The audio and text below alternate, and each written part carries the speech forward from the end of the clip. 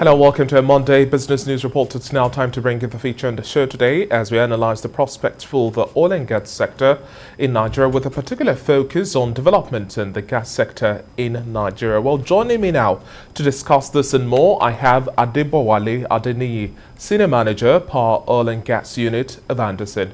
Thank you very much for joining us on the breakfast show this morning, Adebowale.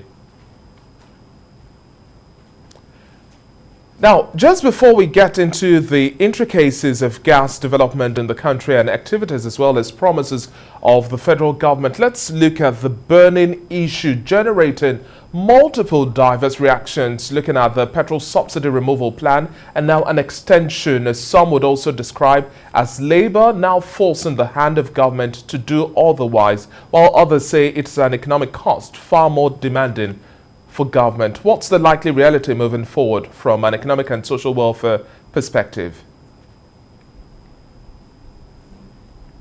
Strictly speaking, from an economic perspective, the subsidy regime for PMS has become enormous and quite unsustainable for the country. If we go by the estimated figures for providing subsidy on PMS this year, which the NNPC Limited has put at around 3 trillion naira. That amount translates to about 17% of the total expenditure in the 2022 budget. The implication of expending that much money on subsidy is that government will have less funds to spend on providing critical infrastructures like good roads, rail, good hospitals, equipping our schools, and so on. And perhaps, payment of salaries and wages of civil servants may also be impacted. So the economic implications of maintaining the subsidy regime in the current form may be dire on Nigeria's finances. However, it is also important to consider the impact of subsidy removal on the welfare and well-being of Nigerians. The COVID-19 pandemic and the general economic situation in the country has really affected the income of individuals and households. So the removal of subsidy at this time may further impoverish the people. And it appears that really is the position of the labor union on this particular issue. So for me, the way out of the situation for us would be to ramp up domestic refining capability in the country, and it then means that fixing the government-owned refineries has become imperative at this point. Okay, now Adewale, moving away from the petrol subsidy issue here and then the extension, there's a school of thought that thinks that we're not necessarily putting our best foot forward in the energy sector, looking at gas as an alternative energy and relatively cleaner energy source despite our reserve base. Now, in the last 5 to 10 years, how would you rate developments in the gas sector, the wrongs that need to be right, and the investment base to support such critical boosters, really? How do you think we can afford this? You're right, David, in some sense. We have not really harnessed the opportunities of having abundant gas reserves in the country. But then, within the last 5 years, the country has made some level of progress in terms of the kind of mega investments we have seen in the gas sector. An example is the NLNG Train 7 plant that is currently under construction. Another example is a gas pipeline being constructed from Ajaokuta to Kano. But the growth of the gas sector in Nigeria has really been impeded, by infrastructural challenges. Things like lack of investment-friendly fiscal environment and pricing challenges as it affects the domestic gas market. Take, for instance, if you look at lack of adequate infrastructure at the upstream level, that means that, for the operators, they prefer, to flare gases as against, production of natural gas. Also, lack of investment-friendly fiscals has also deterred influx of investments into the gas sector. The uncompetitive pricing of gas in the domestic market has also created supply challenges, with negative impact on power supply and LPG supply in the country. Thankfully, we now have the Petroleum Industry Act, and it has clear provisions for the development of the gas sector in Nigeria. For the first time, gas is now seen as being distinct from oil, and there are incentives to attract investment into gas production, gas transportation through pipelines, and gas utilization for power and other uses.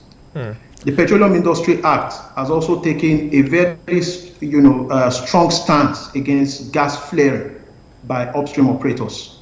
So you now have a situation where fines and penalties paid by these operators for flaring gases are no longer eligible for cost recovery and tax deductions. The intention ultimately is to make these operators to invest in technologies that would enable them to trap associated gases and then convert them into forms that can be used by power plants, motor vehicles, for cooking, for domestic cooking purposes, etc. I should also mention at this point that the Central Bank of Nigeria has also provided a 250 billion naira intervention fund that can be accessed by operators within the gas value chain to finance gas-related projects in the country. I believe the implementation of all these policies would further enhance the growth and development of the gas sector in Nigeria. Adewale, I like the fact that you brought into perspective this 250 billion naira. But now, in setting the tempo for the year 2022, what policy direction or reforms would you expect in terms of the implementation of the National Gas Expansion Program, the commitment to this agenda, and then fresh interest in auto gas, and also looking at LPG penetration? We saw quite an interesting twist of fate in how we saw liquefied petroleum gas perform, NLNG's level of production, how much we still import, and now a fresh interest in auto gas. How do you see things playing out really, and then do you think we can sustain the interest here?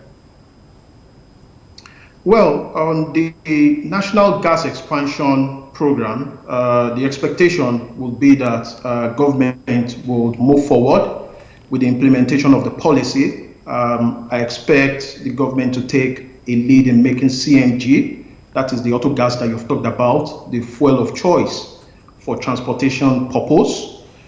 The NNPC has promised to provide cost-friendly conversion kits to enable the switch from PMS to CNG for, I think about 1 million Nigerians. And I also expect the NNPC to open up more auto gas service stations in the country. And like you correctly referenced, the NLNG, recently came out to say that, going forward, they will try as much as possible to supply the local market with the LNG that will be required for domestic, gas purposes. So ultimately, the way forward is for the government and all these operators to implement, this policy. If it is faithfully implemented, I have no doubt that we would see the full realization of the benefits of the National Gas Expansion Program. Okay, Adewale, we're wrapping up our conversation at this point in time. Let's also look at the race to cleaner energy, which is a conversation world leaders are taking much more seriously and steps towards this. How do you see our transition, and how do you think the PIA would consolidate on the global quest for net zero carbon emissions? Well, David, you're spot on. The conversation on energy transition at the global level can no longer be ignored by Nigeria. And the reality is that the energy systems of the next century will principally rely on renewable energy. And Nigeria ought to commence a coordinated approach on energy transition.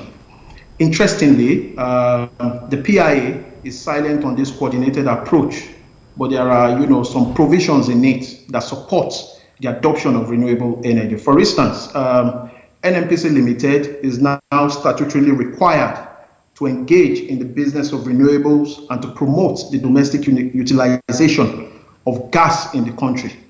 Gas is a cleaner source of energy. Thankfully, there is a new Climate Change Act in the country that seeks to establish the National Council on Climate Change.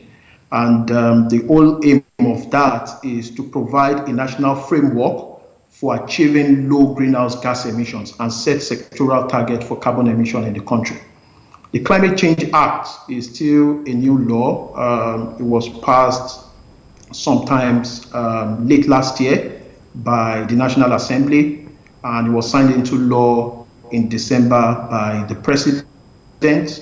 And it's a good law because it provides the legal framework for Nigeria to have a coordinated approach on energy transition that will enable us meet the net zero carbon emission target set by the country, for 2050 to 2070. Thank you very much for your time and your contribution on the Breakfast Show this morning. Adeboale Adeni, it's been a pleasure speaking with you, and we'll keep our fingers crossed to see how things play out this year. Thank you once again.